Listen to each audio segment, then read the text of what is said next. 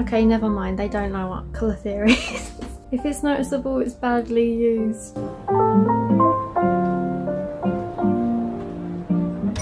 It's RSM. Hello everybody and welcome back to my YouTube channel. So today I decided to do something quite exciting. I've always wanted to do this, so today is finally the day that I'm going to be following an old makeup tutorial. Well, it's not really a tutorial, it's more of a like a wiki how for back in the days, if you get what I mean. So that's what I'm going to be doing today. So this particular tutorial that I'm going to be following is it was created in the 1950s, so I'm going to be a 1950s gal for the day. So as usual, the video that I'm going to be following I'm going to link down below in the description. Check them out, it's very interesting just to watch all the videos, just to see how everything's changed. The channel also has quite a few videos like adapting old videos like with colour and stuff, so it's very interesting. I recommend giving their channel just a little browse. So let's get straight into it. Makeup's a study in itself. You'll want not only to know how, but when to use it.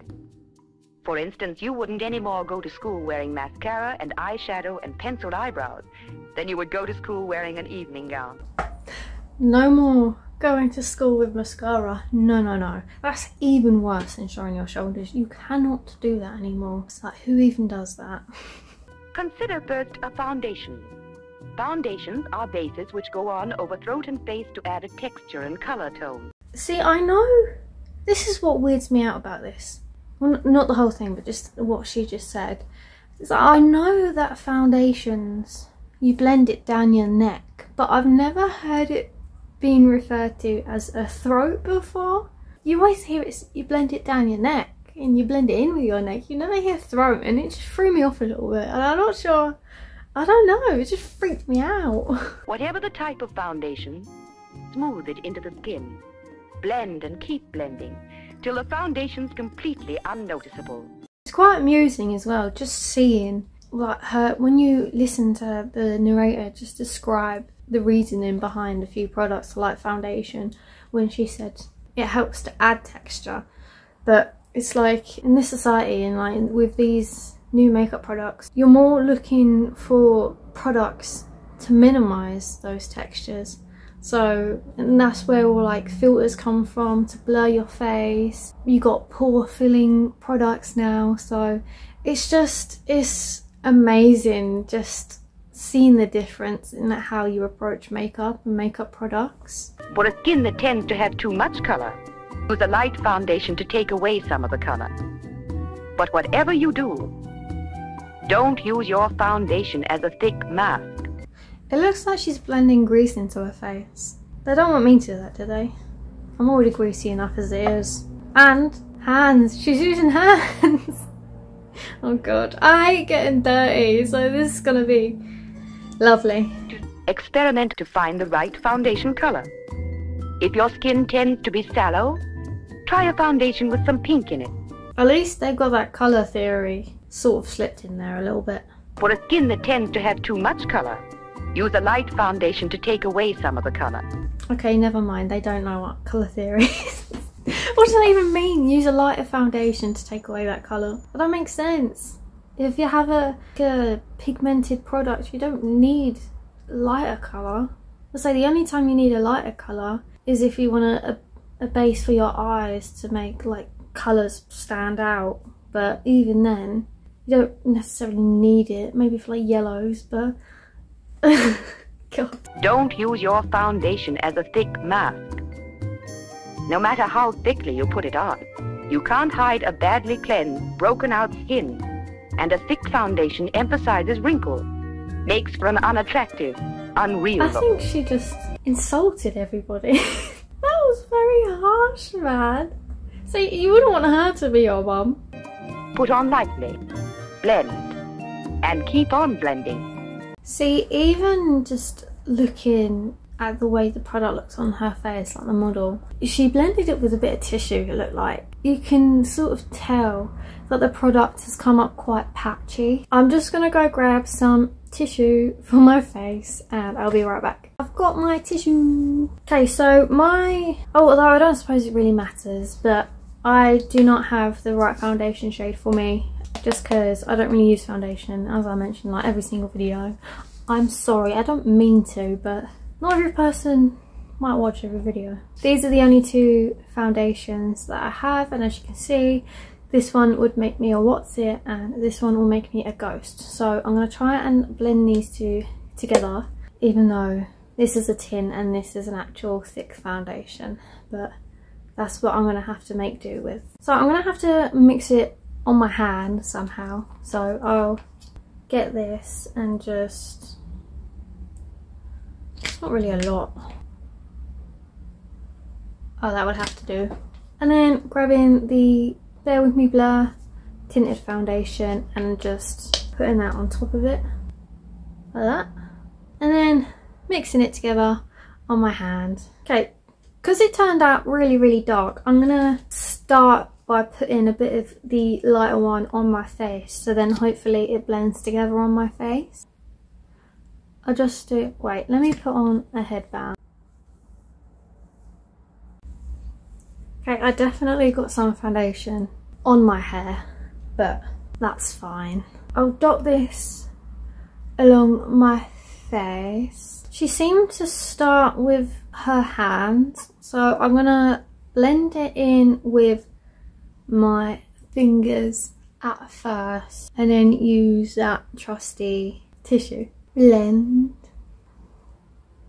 Do you know what though? Looking at the way it looks on my skin, it's not a bad colour match. Maybe I'm the professor of skin theory. I do have to say though, it's really long blending with your fingers. I don't know how millennials did it. It takes too much time.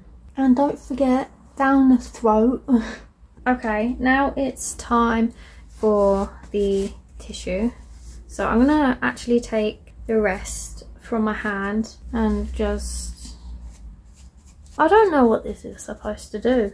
I suppose they did go on and on about how it's meant to be thin. So maybe this takes off excess product. I don't know. It just feels oddly strange. Like I don't know how this is meant to do much. How do I look? Although I do have to say it does look even worse in person. And I can certainly say that it did emphasise textures, so they did that brilliantly. I'm not gonna blend it out using any of my tools because I'm a 50s gal and we have no need for any of those. I don't know if you can see that. You can see every single pore. You can do a dot to dot with them. See some dryness there. Lovely. Now is time for the next step, which is some rouge or blush. Now to the question of rouge. Rouge is a tint, not a paint. Used lightly, blend it on and slightly below the bone under your eye. Again, blend and keep blending upward and you add sparkle. So if you add blush, you turn into Edward Cullen. Rouge unblended into the skin used heavily makes you look older. Like all makeup, if it's noticeable, it's badly used. They just insulted one after the other. Oh my god, they did not hold back in these WikiHows. If it's noticeable, it's badly used. Although I think that explains all the behaviours in like your nans and older generations, because it seems that their motto is that if you see it, you're a hoe. Or if you see anything, then you're a nasty person. You're not allowed to. You're not allowed to have rosy cheeks. You're not allowed to have that highlighter. Right, so blush time.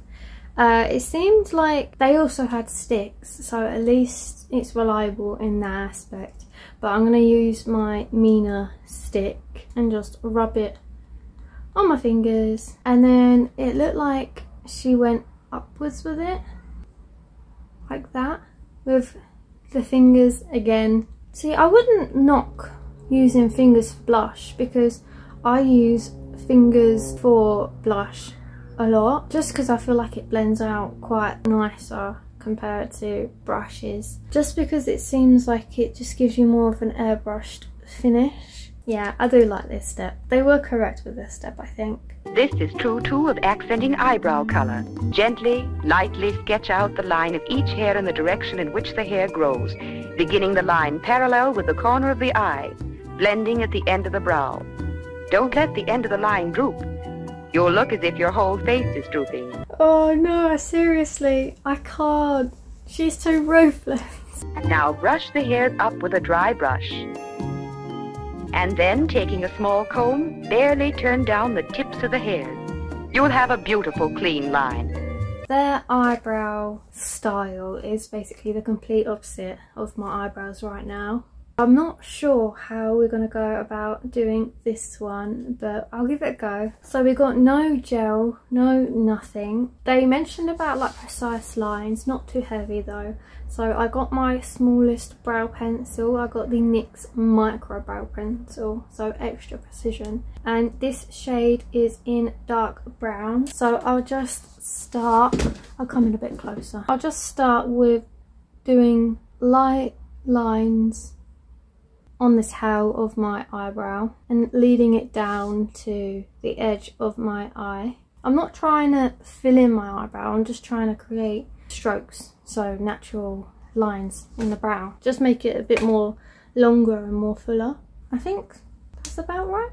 So basically the whole motto is you just got to keep everything unnoticeable and like natural. So like the glass skin trend right now is basically similar to how they used to do their makeup in the 50s, it seems like. Just keeping everything quite low-key and natural and just like a fluff. Oh my god, this makeup tutorial is killing me. But just to make it a natural flush, or like just emphasize your features rather than making everything bizarre, you know? So they now brush everything upwards. That's what I usually do now. I like brushing my eyebrows. There's something very therapeutic about it. I've never seen my eyebrow this sharp since I plucked it, and they look like little sperms with sharp brows. I don't have my comb with me and I can't be bothered to go get it, so I'm just going to use this lash separating comb, turning down my eyebrow hairs. So they seem to just like that. Oh, this is so weird. See, it definitely makes it a lot thinner and more pointed.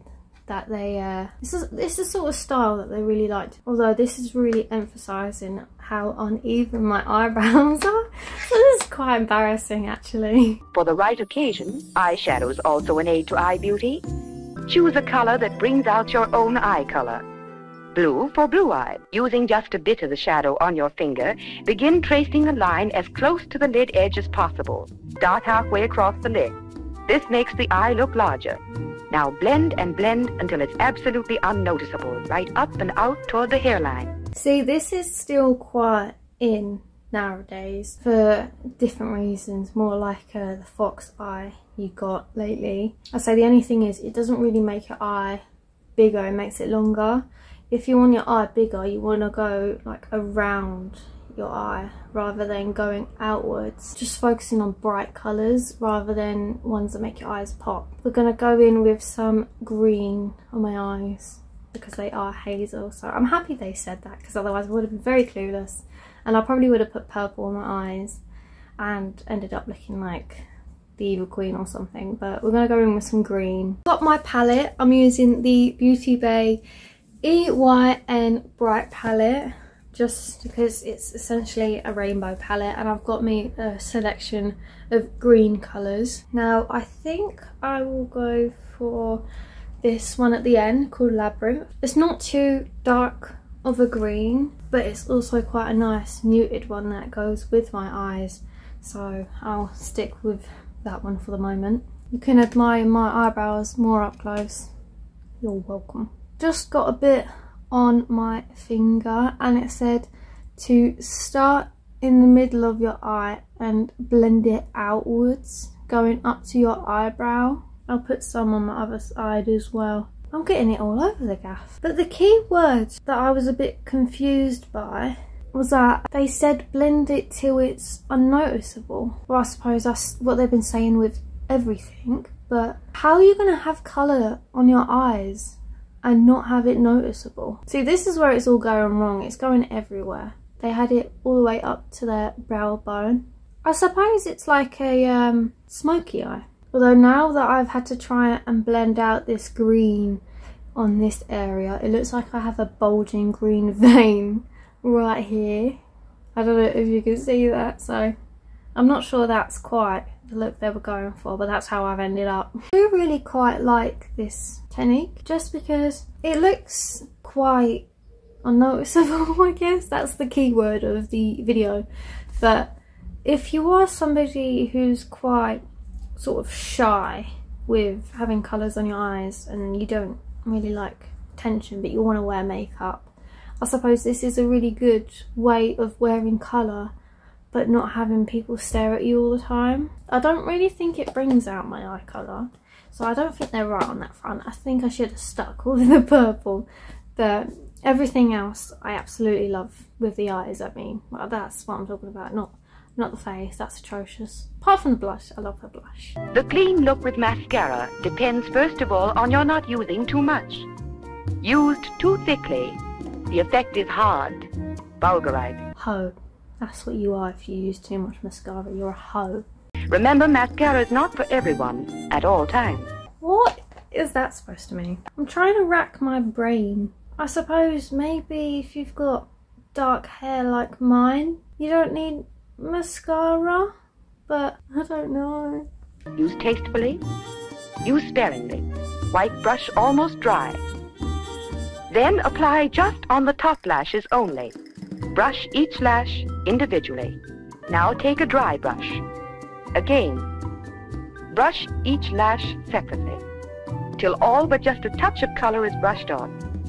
The beauty of the eye is what you see, not the makeup. Okay, so the takeaways from this, you got to use a teeny tiny amount of mascara on your eyes, and you've basically got to brush it all off afterwards. So that's what we're going to try to do. So I'm not going to dry out my bristle just because that is quite a lot of a waste of product personally.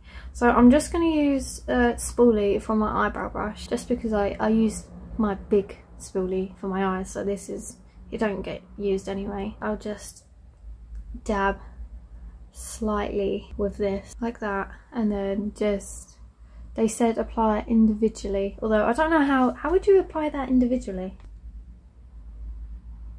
Use very sparingly. It's giving them a slight lift, but it's just, it's giving nothing. And then of course don't put anything on your bottom eyelids. Eyelashes. Yeah, it doesn't do anything. I will go in with the dry brush, but there isn't anything to brush off. Moving on. The use of lipstick's one of the greatest tests of your artistry and good taste in using makeup. See, that's wings nowadays. You know that you're really good doing makeup if you can do a banging wing. For the cleanest, most natural line, use a brush. A little patience and a little practice and you'll be an expert. Trace a clean, unexaggerated line, staying as close to the natural line as possible. If lips are too thin, fill right out to the uttermost edge of the line. If too full, stop within the line. Brush in lipstick, filling the line right out to the corner. I've got the red lipstick of my choice and I've got a lip brush.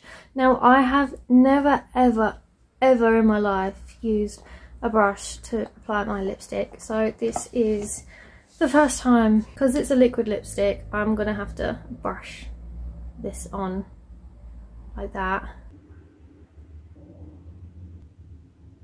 Taken so long just to filling my lip. A little patience and a little practice and you'll be an expert. Not sure I like that one. I think I'll stick with my my wands.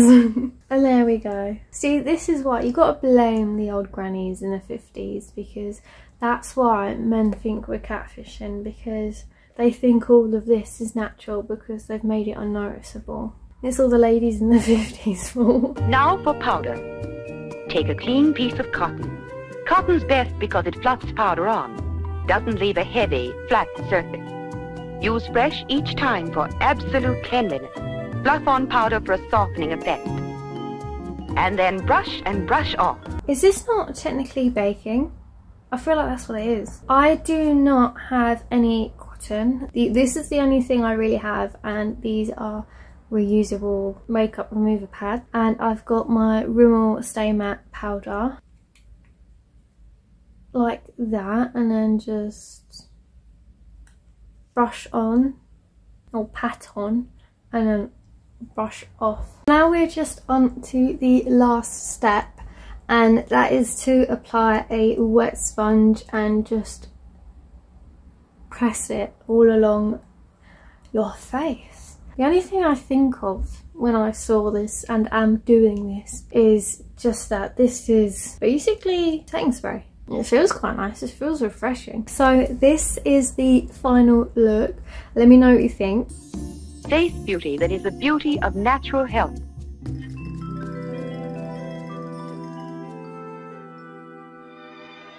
And there we are. Thank you so much for watching this video. I hope you enjoyed it, and I hope you learned something from this and just enjoyed seeing the difference between how we apply and how we think of makeup now compared to ladies in the 50s or anybody who wore makeup in the 50s. So there are certainly a few things I can get behind.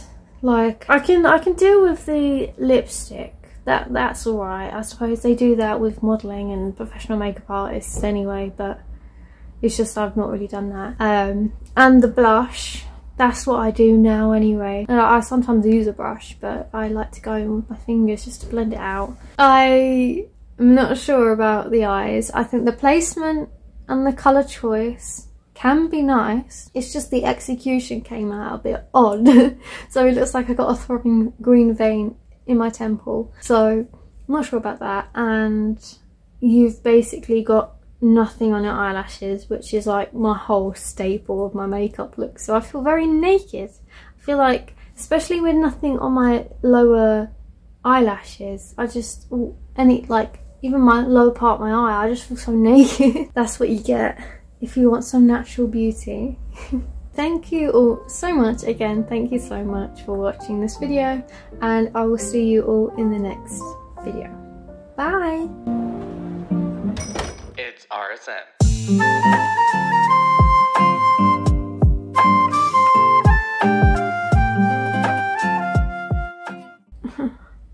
I need my lashes. I need them.